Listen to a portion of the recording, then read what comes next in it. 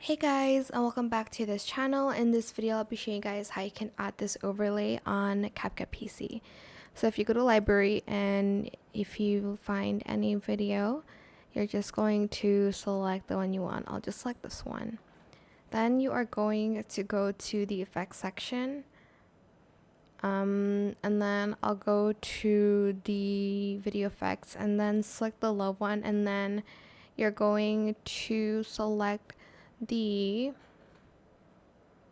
floating hearts, add it to your video, and that's pretty much it. You can kind of adjust the rest of the effects if you'd like to, like the color, the filters, the glow, the size as well, the speed, and etc. I hope it was helpful for you guys. Don't forget to like, comment, share, and also subscribe to this channel if you haven't done that already.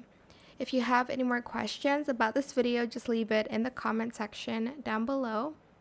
I will try my best to answer them all for you guys.